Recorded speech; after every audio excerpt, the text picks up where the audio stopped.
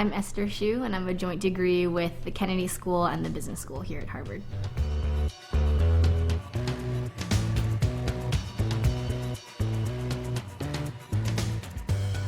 I come from a pretty traditional business background. I did business in undergrad at UPenn, at the Wharton School, and then I went into the typical consulting job, management consulting at Bain. As social enterprise was taking its shape in different places around the world, it was noticeable that there was not much activity in China. It was very natural to go and look at the poorest parts of the country, which happened to be in the mountains. And there we found they had beautiful people with these beautiful animals called yaks. So it was a little bit of serendipity.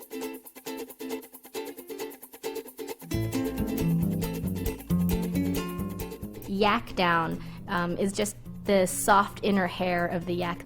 And we found that if you can collect this down, it's very high quality, comparable to cashmere, and when we bought it from the herders, it generates incremental income for them. So we first called this yashmere.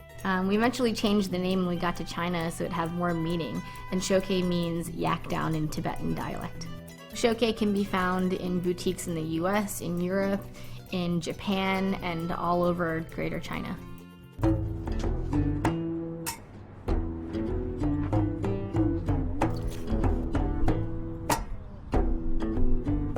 I came to Harvard with an interest in learning more about Africa because it's a place I'd never been to, and I knew there's a lot of need and perhaps a way I could help. I had the opportunity to go to Swaziland with TechnoServe, a nonprofit that brings business solutions to rural poverty. And there I worked with farmers to develop a new crop that would help them use soil that couldn't be used otherwise.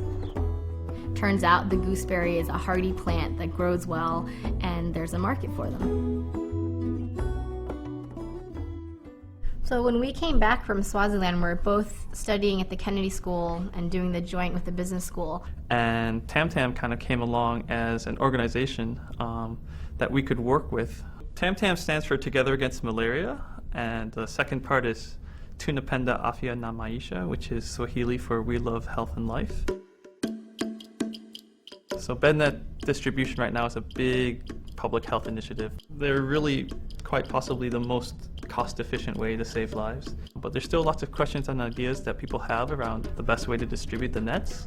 So we go out and pilot different ways to distribute nets to provide evidence to policymakers about what works best. We're trying to take work that's usually in the realm of research or academia and bridge it over to the world of policy and of practice. TamTam has really been a nice fit for us to use all these skills we've been training, all our experiences, and take a small organization and grow it. I think there is a way that business can do good and that my business skills can help people around the world.